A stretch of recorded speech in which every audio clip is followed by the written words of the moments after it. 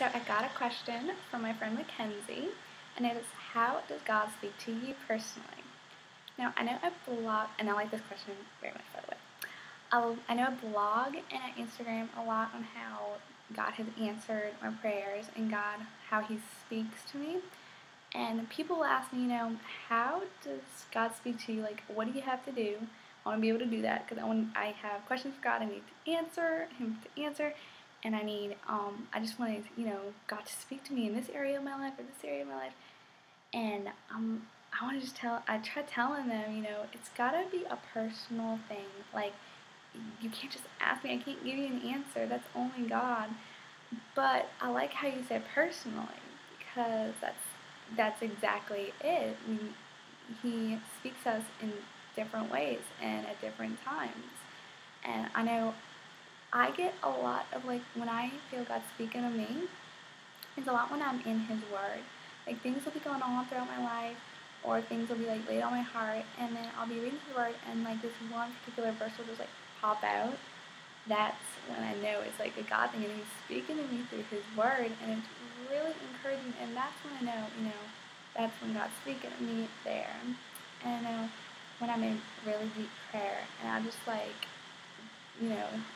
open my heart to Him, and just, like, and He'll lay things on my heart, and He'll speak to me then, and He'll answer so many of my questions, and it's really, really surreal how He works in His mighty ways, and it's just crazy sometimes, like crazy good.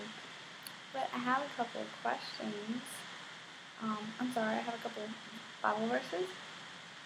And one of them is Romans 10:17.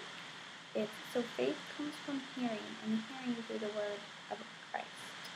And also I have 1 Corinthians 2:12, which is, now we have received not the spirit of this world, but the Spirit who is from God. That way we might understand the things freely given us by God. Now, right there when it says, in 1 Corinthians, it says, now we have received not the spirit of this world.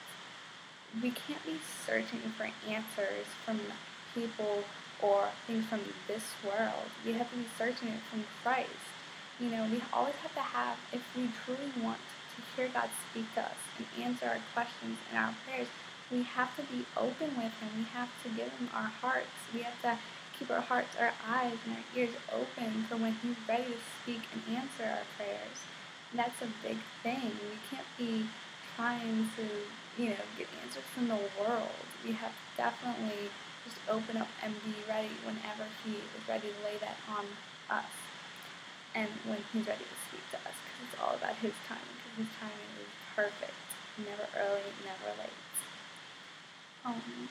But definitely, and I know another way that God speaks to me is through other Christians.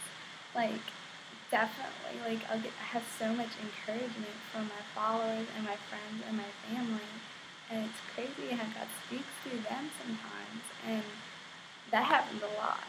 Just like when I'm in prayer and when I'm reading His Word, just encouraging each other is so important right now, and just shining our lights so others can see, And I know when in the morning when I'm, like, doing my devotion, another thing is, before I start reading His Word, I will get into prayer, deep prayer, and I'll lay out everything, and I'll just give myself to Him, and I just pray and ask God before I read His Word if He can open up my eyes so that I can see His wisdom, and I can just take it in and understand it.